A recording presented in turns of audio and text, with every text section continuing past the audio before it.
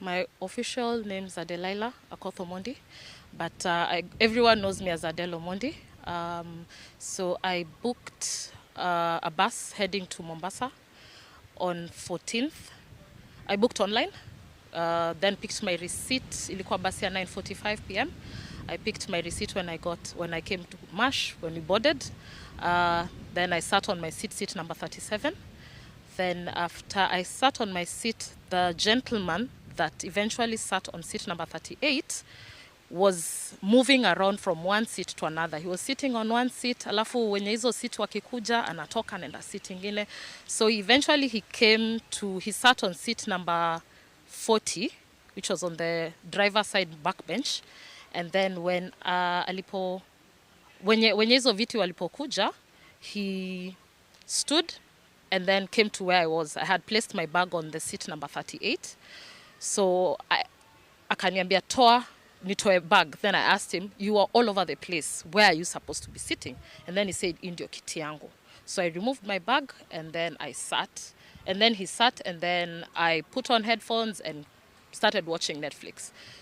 We continued with the journey. A few times he kept trying to talk to me and I kept ignoring him.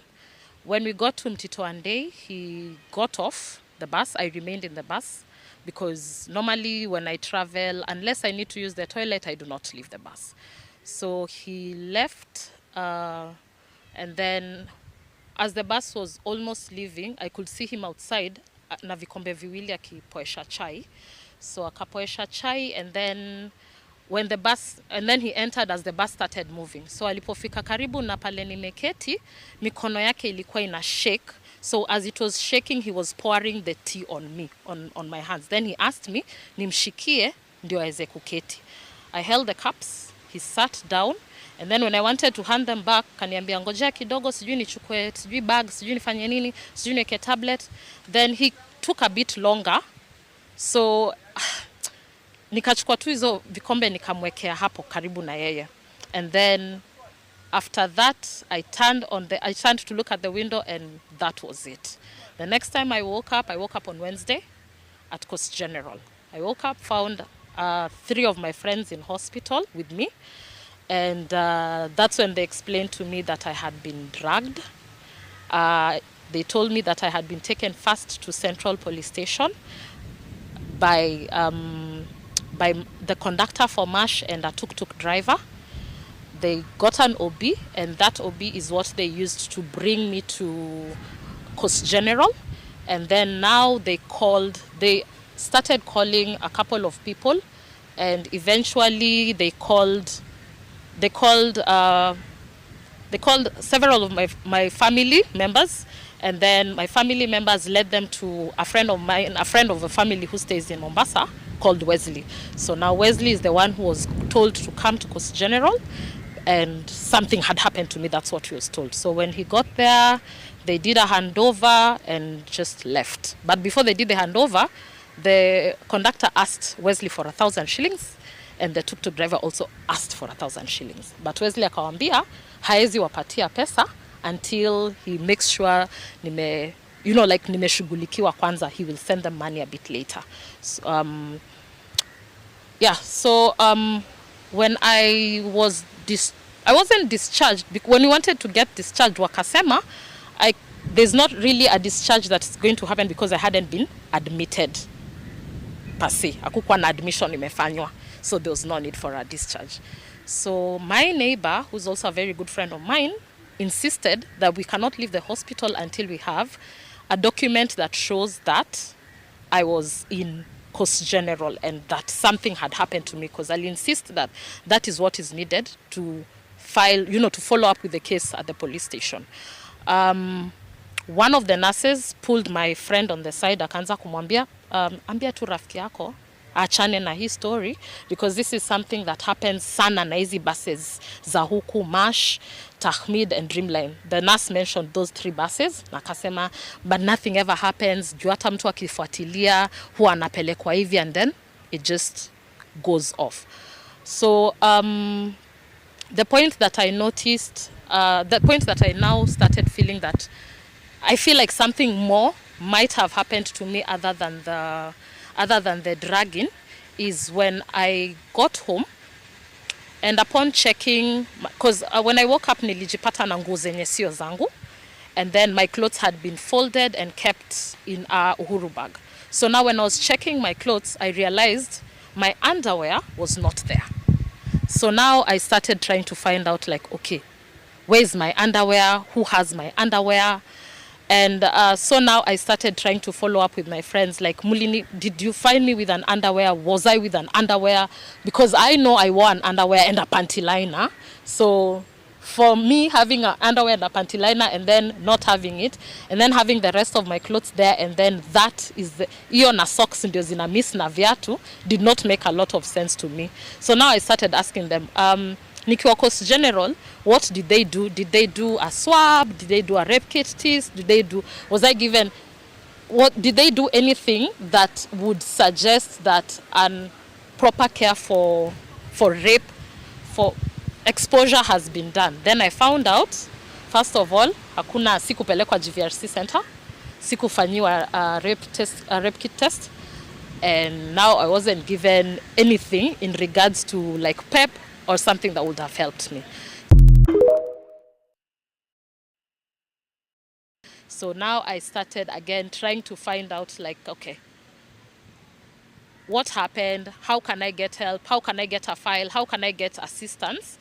And at some point, I tried to follow up with Coast General mara nyingi, it didn't work out. So now I decided to go back to MASH, because the only person I came in contact with the entire time was this man. So I tried calling MASH to ask for the details of this man. Nikaanza kuzungushwa. Nikaanza kuzungushwa. First nikaambiwa ngojea kidogo tunakupigia, and then after some time they stopped picking up my call. On 17th, I met up with Wesley. He gave me my pouch that had my ID and the medical forms. They are in my bag. The medical forms and the receipt and the things that he had been given by MASH Poa. So he gave them to me, and then I immediately went to Central with the OB. So when I got to Central, I talked to a lady, a nice officer. Akaniambia, oh, ni wewe ndo ulikuwa umeletwa nini nini, and then she was like, yeah, she kind of made it seem like, oh, nakukumbuka because kesi yako ililetwa hapa. So she told me, nataka utoke hapa uende kwa DCIO saizi kule Urban and talk to the DCIO, tell him what happened and you're going to get help. Akaniambia, enda tu sahi, do not even waste time. So nikatoka nikaenda. When I got to the DCIO, I explained everything that happened. The DCIO told me someone was going to follow up with me. Alafu akaniambia there's a lady that was going to call me in regards to when I can come in to do another statement. And then I decided again to try and call MASH just to find out, like, when I was removed from the bus, was I naked? Did I have clothes? Yeah, just trying to find out, because again, my underwear is missing. Something that I know I had on plus a panty line. I just want to find out exactly what happened. So I really tried, and even my friend Wesley had really tried kufuatilia with MASH, and they were so elusive. Even the lady officer told me that walikuwa wamemwambia that seat number 38, who was my seatmate, had not registered. So they didn't have any of his details on file.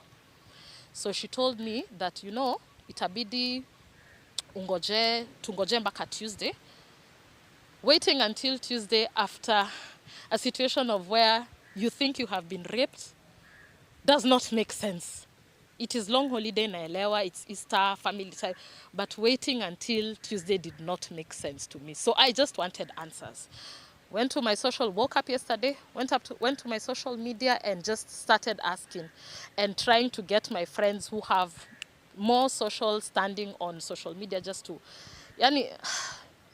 find out ni nini ilifanyika, what happened, nipeeni two answers, tell me who sat in seat number 38, because that is the only person who I had any form of contact with until the time nilidragiwa, that huyo ndio the only person. So that will be the first suspect. That will be the one suspect that I would try and follow up with. I renewed my lines, went to Safaricom to get a statement. Nikapata money had been withdrawn. First, 1,000 had been withdrawn from an M-Pesa that coincidentally iko karibu na MASH, iko karibu na ofisi za MASH. And then again, nikapata money had been sent. The rest of the money that I had been sent to someone by the name Ramadan Mangale. But Safaricom told me they cannot give me the full statement. But when I gave them the OB number, they told me using that OB number, they can now release the full statement, and they'll give it later on to the policemen who will come and follow up. Me, I'm stressed out. I just want to know what happened. Like, ni nini lifanyika? Why is MASH telling people that they don't have records of this person? Why is MASH again telling someone that, because conductor at some point aliambia he told someone that this person was my boyfriend. That was not my boyfriend. Why is MASH giving one story? Why are you telling the cops you don't have these details? Again, why are you saying this person is my boyfriend? Mbona mnapeana details zenye ni incomplete? I remember the bus left Nairobi on 14th of April 2025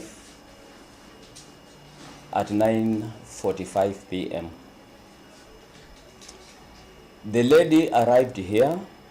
He was in jeans and a t-shirt, and she was somehow dizzy. We suspected she could have been drugged, maybe. So the procedure of the company, we tried to ask the conductor what could have happened. The conductor told us he noticed that the passenger was dizzy, and it was our entire responsibility to take this passenger first to the nearest police station, which was Central. And we booked her on an OB, which we have the copy of the OB with us, dated 15th of April 2025. The lead passenger was then taken to Coast General Hospital by my conductor, and she was attended, all right, and maybe discharged.